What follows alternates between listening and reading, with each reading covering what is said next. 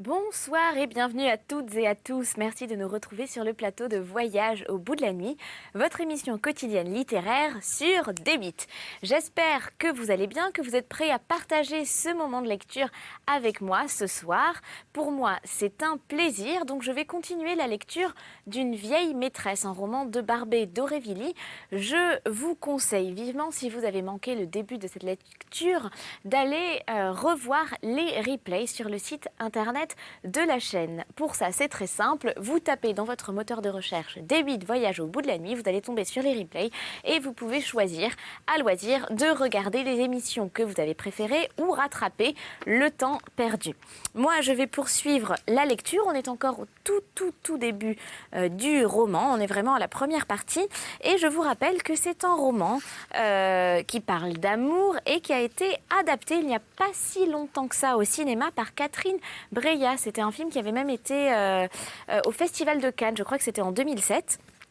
Et c'est l'histoire d'un jeune dandy qui tombe amoureux d'une jeune femme très chaste, mais il a du mal à quitter sa vieille maîtresse. Et c'est un trio amoureux sulfureux, vous allez voir. Je ne vous en dis pas plus et on reprend la lecture. Je vous rappelle juste que si vous avez envie de participer à cette émission, puisque c'est aussi la vôtre, vous pouvez réagir avec nous grâce au hashtag VBN qui s'affiche juste en bas de votre écran pour Voyage au bout de la nuit. Voilà, on est présent sur les réseaux sociaux, donc n'hésitez pas à nous faire part de vos envies et de vos suggestions de lecture. Merci beaucoup, très bon voyage à vous. Cette soirée ne fut bonne que pour lui et pour elle. Madame de Flers, un peu fatiguée, avait attendu vainement à chaque acte l'arrivée de Vélini. Monsieur de Prony lui avait indiqué la loge où elle se montrait d'ordinaire.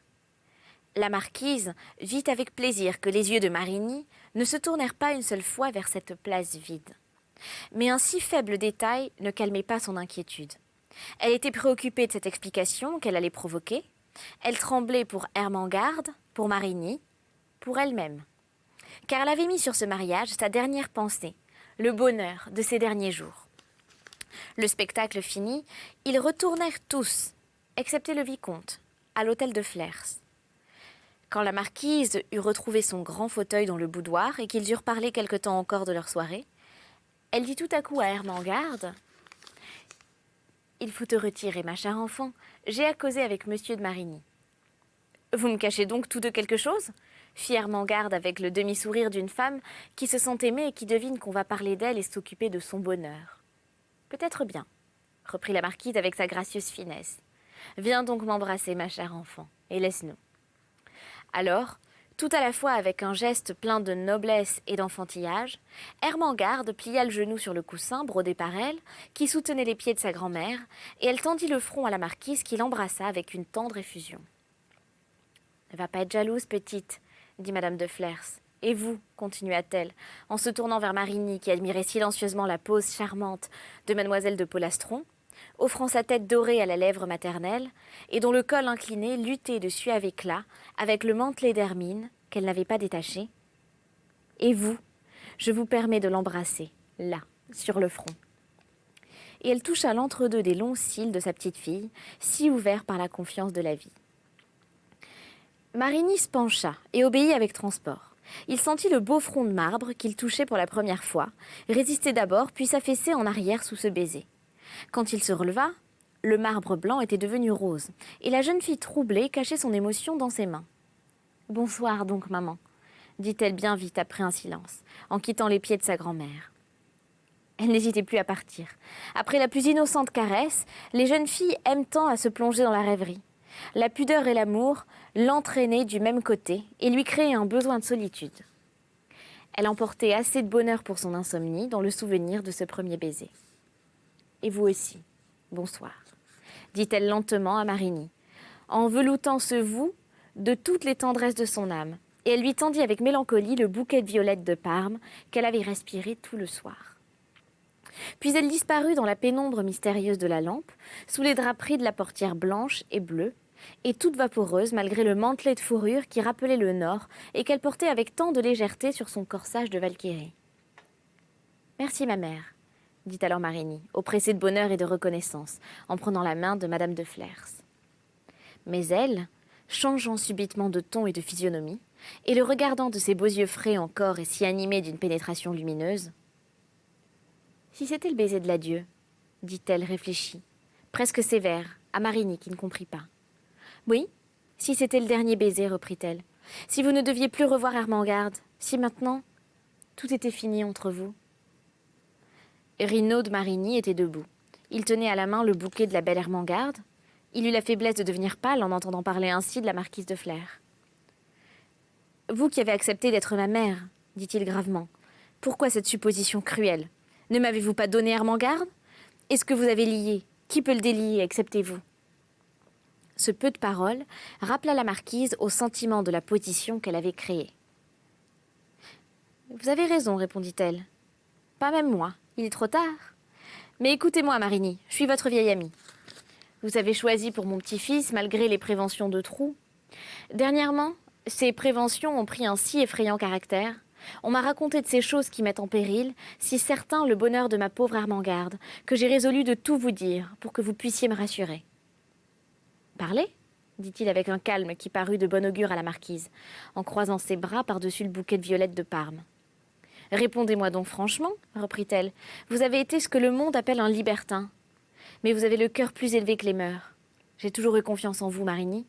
Est-il vrai que vous connaissiez intimement une fille nommée Vélini, une espèce de femme entretenue que je ne sais, moi, et que vous viviez avec elle depuis 10 ans ? » ?»« Oui, dit Marigny.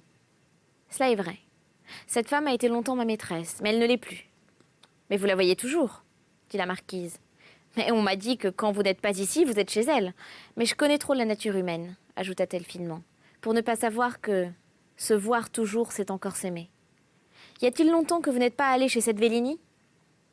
J'y suis allée il y a 3 jours, dit Marigny. Et j'ai même rencontré monsieur de Prony qui en sortait.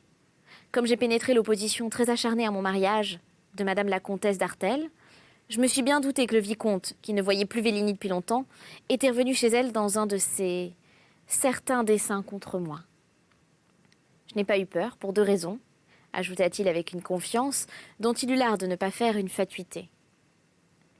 La première, parce que vous êtes la meilleure comme la plus spirituelle des femmes. La seconde, parce que mademoiselle de Polastron a la bonté de m'aimer. Comme il sent sa force, pensa la marquise.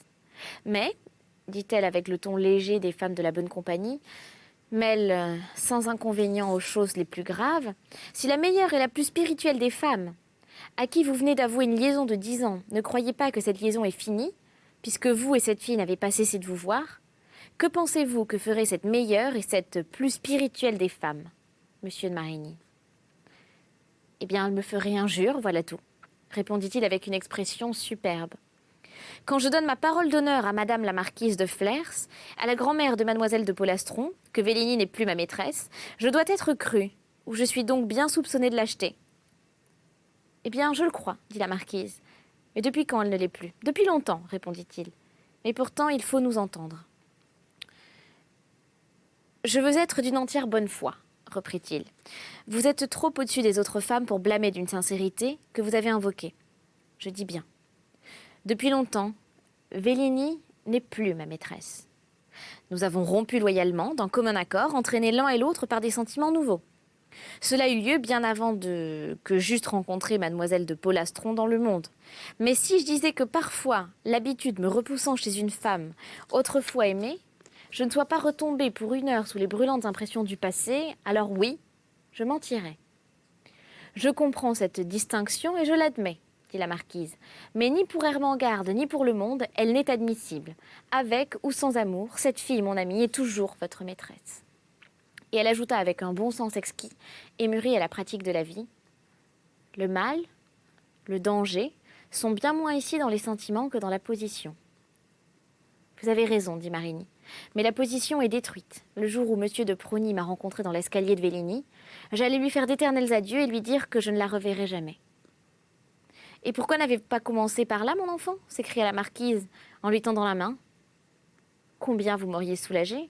Vous avez noblement agi, de votre chef, sans autre inspiration que la vôtre, et dans des circonstances où cette seule manière d'agir a une signification et une valeur. Par exemple, je vous aurais dit, moi, il ne faut plus revoir cette fille. Et vous me l'eussiez promis, que je n'aurais pas été sûre de vous. Les passions que l'on croit mortes ne sont parfois qu'assoupies. Il y a des retours si singuliers. Enfin, j'aurais pu croire à une condescendance. Au lieu de cela, vous avez agi seul et je n'aurais même rien su de votre loyale conduite, si je nous avais parlé la première de cette Vélini. Me voilà donc tranquille pour ma pauvre enfant, reprit-elle après un court silence. Je suis maintenant bien assurée de votre amour pour elle. Mais vous, Marigny, êtes-vous certain que cette fille ne fera pas quelque éclat en apprenant votre mariage? La comtesse d'Artel et monsieur de Prony m'ont effrayée de toute manière. Ils ont combiné pour me faire peur le ridicule et le chagrin. Ils ne connaissent pas Vélini, répondit-il. S'ils pensent réellement à quelque éclat, Vélini est la plus fière des femmes. Quoi qu'on puisse reprocher à l'ensemble de sa vie, quoique le monde la condamne et la flétrisse, c'est une créature estimable à bien des égards. Et d'ailleurs, je ne puis même vous donner toutes les garanties contre elle en m'éloignant de Paris. Je lui ai dit que j'allais partir. Notre projet, comme le vôtre, marquise, est de passer les premiers mois de notre mariage à la campagne, dans une de vos terres.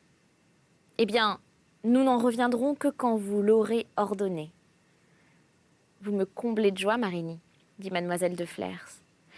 Mais vous me faites riche de trop de sécurité. Ce que vous me dites du caractère de cette Vélini est bien assez pour moi. Je n'aurai point la barbarie de grand-mère, devenue la geôlière de la fidélité que l'on doit à sa petite-fille, de vous retenir loin de ce Paris que vous aimez. Je n'aime qu'Ermengarde, fit Marigny, mais je sens la nécessité de m'éloigner quelque temps. Quoique tout soit bien fini entre Vélini et moi, le voisinage d'une telle femme n'est bon pour personne. Mais moi, plus qu'un autre, marquise, je dois le craindre et l'éviter. Rinaud de Marigny prononça ces derniers mots avec une expression si profonde. Il était si pâle dans la lumière verte de la lampe, abrité sous son abat-jour, que les curiosités féminines de la marquise de Flers, excitées dans les propos du vieux Prony, se remirent à siffler en elle comme des couleuvres réveillées. Elle ne put s'empêcher de voir dans les paroles de Marigny la plainte d'une âme dominée par une espèce de fatalité. Que fut donc, pensa-t-elle, cet amour étrange dont les souvenirs épouvantent et attirent un homme aussi fort que Marigny, femme par les nerfs et la mobilité homme par les muscles et le caractère, et d'ailleurs distrait par une passion nouvelle et grande. Comme tous les êtres qui ont beaucoup vécu, elle avait vu les empires de l'amour s'écrouler en poussière bientôt évanouis.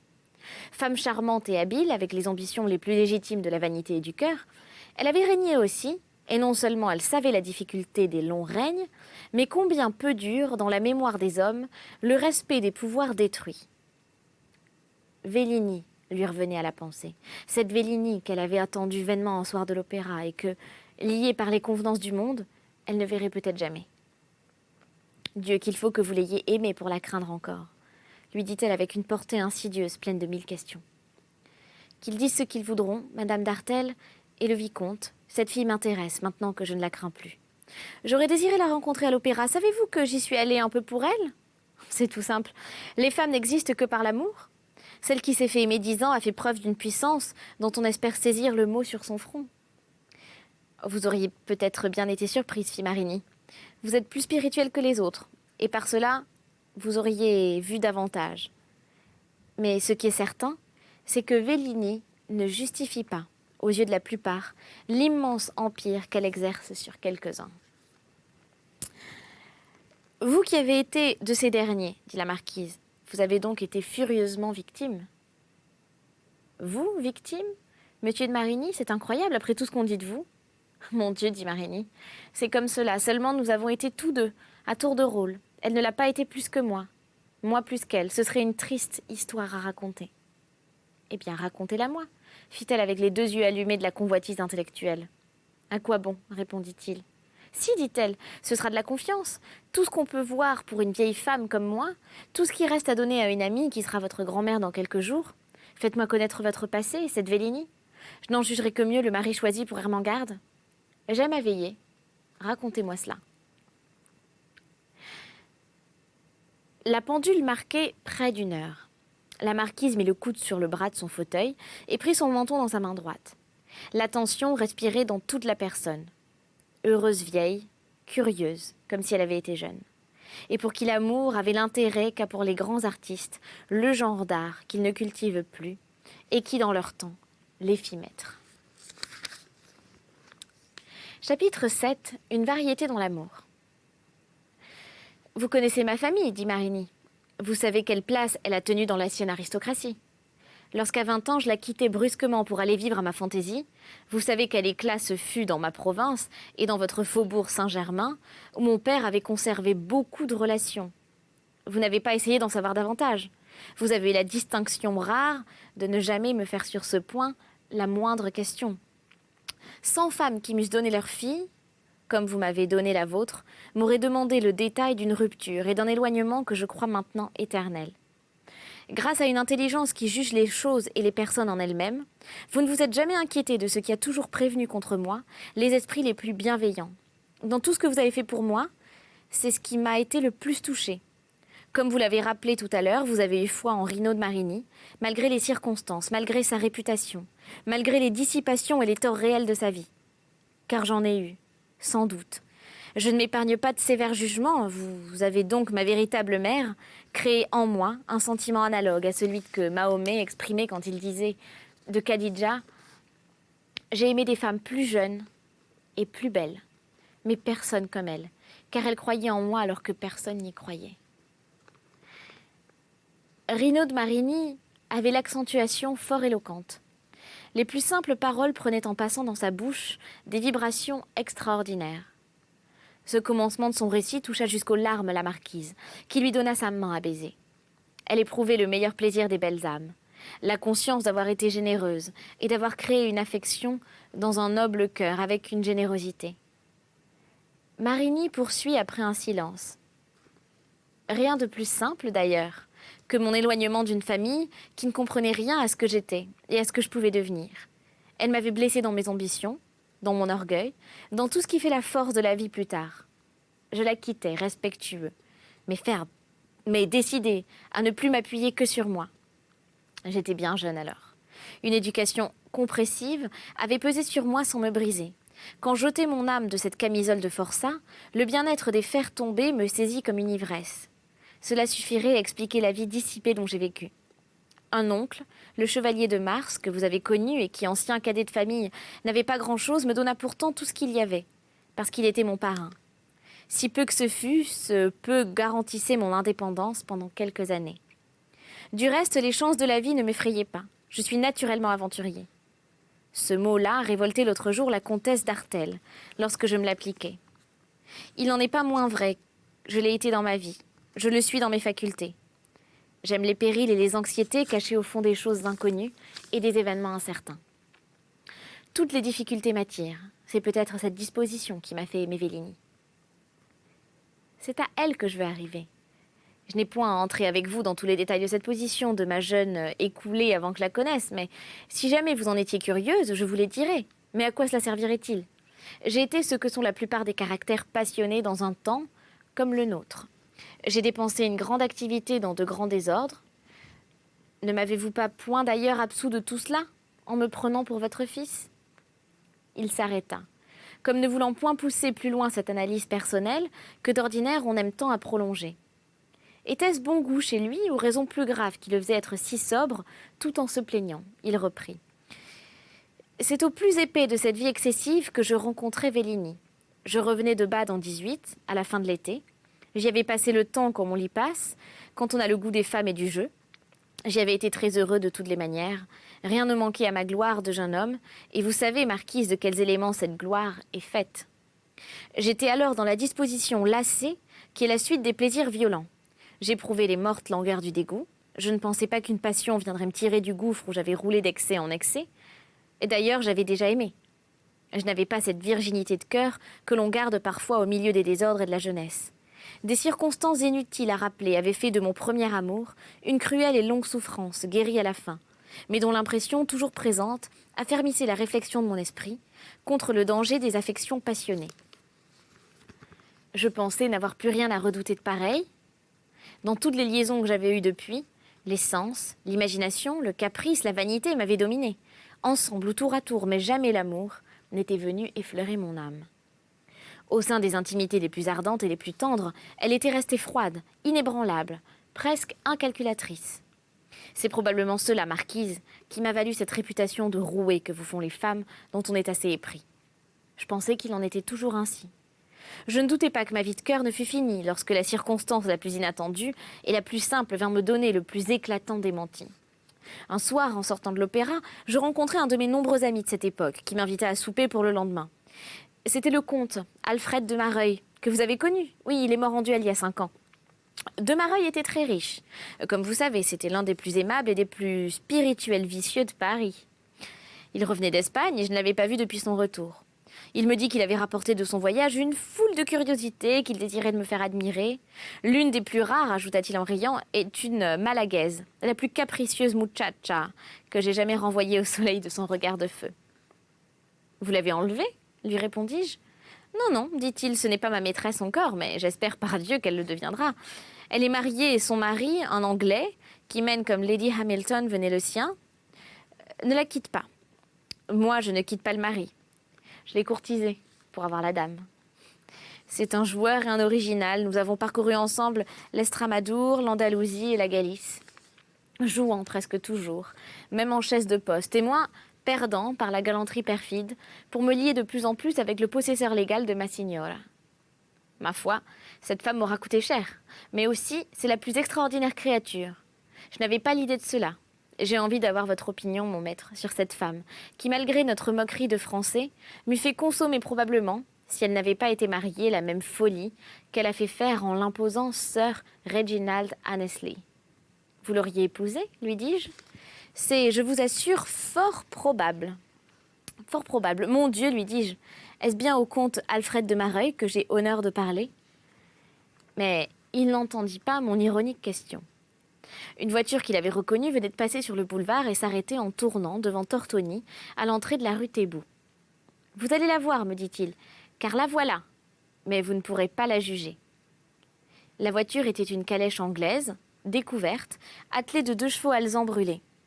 Dans sa gondole noire, redoublée de soie orange, on voyait 2 personnes, un homme et une femme.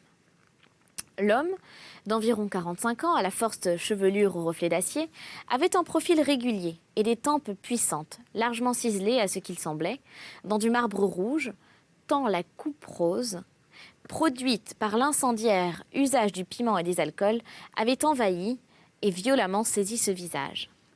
C'était Sir Reginald Annesley. La femme, assise à côté de lui, était la malagaise dont le comte de Mareuil venait à l'instant même de me parler. Nous avions fait quelques pas en avant et nous nous trouvions assez près de la calèche. Il y avait alors beaucoup de monde sur le boulevard. Le Pelletier, la rue, étaient recouverts de femmes qui en descendaient pour venir. On les voyait passer en étincelant dans ce flot noir d'hommes qui aimaient à se grossir et à s'arrêter sur les marches de ce café, hantés par toute l'Europe, on ne sait trop pourquoi. La nuit était superbe, très belle nuit de juillet, inondée de tous les genres de clarté, depuis la femme incapable de bec de gaz jusqu'aux molles lueurs de la lune. On y voyait autant qu'en plein jour. « Pourquoi ne pourrais-je pas la juger ?» dis-je en lorgnant la malagaise que le comte de Mareuil salua. « Eh bien, vous saurez pourquoi demain, » fit Mareuil assez mystérieusement. Je ne relevai pas le mot. Je regardais avec beaucoup d'attention. Ce que je voyais ne m'émerveillait pas. Figurez-vous, marquise, une petite femme jaune, comme une cigarette, l'air malsain, n'ayant de vie que dans les yeux et dont tout le mérite aperçu par moi, était dans un bas rond et fin tout ensemble. Elle était vêtue de noir et si enveloppée dans une mantille qu'elle avait ramenée par-dessus sa tête que je ne pus me faire une idée de sa tournure. L'un des domestiques abattit le marchepied et je crus qu'elle allait se lever et descendre. Mais nonchalance ou fatigue, elle fit signe à son mari qu'elle voulait rester et le domestique alla chercher des sorbets. Marquise, j'étais dans les premiers moments d'une jeunesse pleine de force. J'aimais les arts, je lisais les poètes, j'étais fanatique de la beauté des femmes. Tous les choix que j'avais faits dans ma vie respiraient la fierté d'un homme qui ne s'enivre que de choses relevées, que de nectars les plus purs et les plus divins. Cette femme que me montrait de Mareuil me parut indigne d'arrêter seulement le regard et je le traitai d'extravagant. « C'est possible, répondit-il avec plus de tristesse que je n'en attendais d'un homme comme lui. Mais vous pourriez bien extravaguer comme moi demain. » Je me mis à rire assez haut, et je dois le dire, à la distance où nous étions d'elle, assez impertinemment pour madame Danley, qui avalait son sorbet avec l'impassibilité d'un vieux turc, sourd et aveugle. Mon cher, dis-je à Mareuil, vous n'êtes pas assez âgé ou assez anglais pour vous permettre de tels caprices. C'est vraiment un goût dépravé que vous avez là. Prenez garde, me répondit-il. Vous avez la voix très sonore, surtout dans l'air de cette belle nuit. Elle peut vous entendre, et Dieu me damne, je crois qu'elle vous a entendu. Le fait est que la Malagaise avait tourné les yeux sur moi, des yeux fixes, aux cils immobiles, dardant le mépris. Le courroux froid, l'offense. Entre hommes, un tel regard valait un coup d'épée. Entre hommes et femmes, il valait un regard pareil. Je le lui jetai, mais en vain. L'œil fauve de la Malagaise resta sous le mien, ferme et altier. Elle avait fini son sorbet. Sir Reginald donna un ordre au domestique. La voiture partit, prit la rue de Gramont, au grand trot, et disparut. « Oui, elle vous paraît laide, hein, dit le comte de Mareuil en s'appuyant sur mon bras et en m'entraînant. J'étais comme vous. Je l'ai trouvée laide, mais vous verrez quels sont les incroyables prestiges de cette laideur. Elle est donc bien spirituelle, repris-je, cherchant à m'expliquer la profondeur d'impression que me découvrait tout à coup un homme aussi dandy que de Mareuil. Non, dit-il, ce n'est pas de l'esprit qu'elle a, du moins comme on l'entend en France. Je connais des femmes qui ont beaucoup plus de répartie, plus de montant, plus de feu de conversation. Mais ce qu'elle a et ce que je n'ai vu qu'à elle, c'est une fascination de l'être entier, qui n'est précisément ni dans l'esprit ni dans le corps, qui est partout et qui est nulle part. Oh, strange, very strange, dis-je alors, parodiant Hamlet, emporté par une impitoyable raillerie. Mon cher de Mareuil, votre poème est touchant sans doute, mais l'amour est un rhapsode aveugle. On ne chante pas comme vous quand on y voit clair. Nous restâmes longtemps sur le boulevard, lui me parlant toujours de la Malagaise avec une intarissable admiration, moi lui opposant la plaisanterie comme un homme sûr de son fait ou qui croit l'être. Je me piquais beaucoup de juger les femmes à la première vue, et l'impression que m'avait causée Madame Hanley était loin d'être favorable. Elle me donna infiniment de détails sur elle. Pour tout ce qui précédait son mariage, il n'y avait rien de très précis. Jusque-là, et un nuage d'or, car elle semblait fort riche par les dépenses qu'elle se permettait, la couvrait comme Junon sur le mont Ida. Les uns, disait le capitaine général de la province, les autres, un opulent hidalgo qui mettait un chevaleresque orgueil à se ruiner pour elle, ce n'était rien de plus, assurait-on, qu'une mujer di partido. On sait que la traduction la plus française de ce mot-là se trouve en beaucoup d'éditions rue Notre-Dame de Lorette. On racontait aussi, et de Mareuil prenait les airs les plus byroniens pour me répéter cette histoire, qu'elle était la fille adultérine d'une duchesse portugaise réfugiée en France et d'un toréador. On nommait la duchesse même, c'était une Cadaval Aveiro. La duchesse qui avait des enfants de son mari l'avait élevée en secret avec l'imprévoyance cruelle du plus égoïste et extravagant amour maternel. Comment n'en eût-elle pas été folle et folle alliée? L'homme dont elle avait eu son amant avait été tué à 10 pas d'elle, éventré par le taureau, et le sang adoré l'avait couverte tout entière. Comme ces femmes du Midi, habiles aux dissimulations les plus profondes, et pour les maris de qui Machiavel écrivait, la duchesse de Cadaval ne s'évanouit pas. Elle resta droite et impassible sous ce fumant manteau de pourpre qui cacha sa honte par la manière dont elle le porta. On la vit attendre la fin du spectacle, mais quand elle fut retournée à son palais et qu'elle eut envoyé chercher sa fille, la petite Vélini, qu'elle teignit du sang de son père mal séché encore à ses vêtements et à ses bras, elle s'évanouit, et l'évanouissement dura 2 jours. Après cela, on comprend que, veuve de son toréador au fond de son âme, elle dut se venger par toutes les furies de l'amour maternel, de la monstrueuse et sublime hypocrisie à laquelle son rang de duchesse et de femme mariée l'avait contrainte aux yeux de tout un cirque espagnol. Et on va s'arrêter là pour cette lecture parce que c'est déjà la fin de l'émission, mais ne vous inquiétez pas, on poursuivra ce roman, c'est-à-dire Une vieille maîtresse de Barbey d'Aurevilly. On se retrouve très vite sur D8 pour la suite de l'histoire. Pour le moment, prenez soin de vous et ne raccrochez pas. À tout à l'heure. Ciao.